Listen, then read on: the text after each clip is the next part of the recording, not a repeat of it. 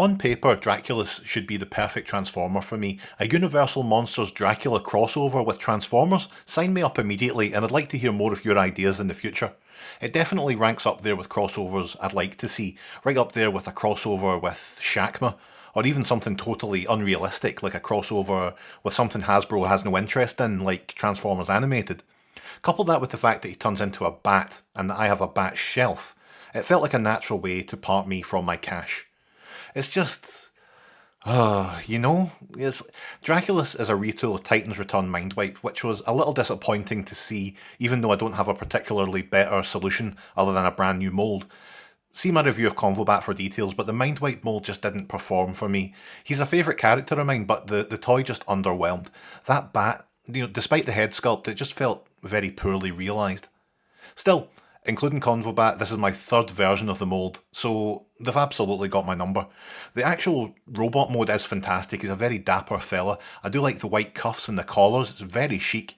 The head sculpt is very nicely done, and to be honest, it hits so many of the same points from this unreleased toy I saw in one of the Generations books that any of the misgivings I have that I'm about to go into are mitigated.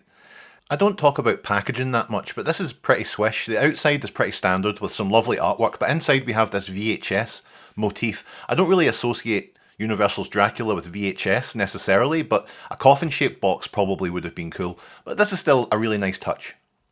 Draculus comes with this cape, used to hide a multitude of sins, that attaches to the rod on the back of his noggin, and this mad claw accessory, as well as Dracula's famous laser rifle he used to destroy Carfax Abbey in Stoker's classic. Unlike Mindwipe and Convobat, Draculus isn't a headmaster. That head ain't coming off, folks, so you might be thinking, well, where does it go in bat mode? Well, here's the funny thing about that. Transformation's essentially flipping him upside down and folding his legs out. Those become the wings, and it's a lot of tabs and whatnot. I'm not keen on it, and I'm even less keen on the result. So positives first, it's probably my favourite of the bat mode decos. That black and red really just works. The wings have a nice airbrush quality, and the blood red central piece still opens, but it does shit all. The head that doesn't come off? Well now, Dracula, Lord of the Undead, Scourge of Carpathia, is now relegated to kissing a bat's arse. So dignified. Why couldn't they have just kept him as a headmaster, a little Renfield or something like that? Easy.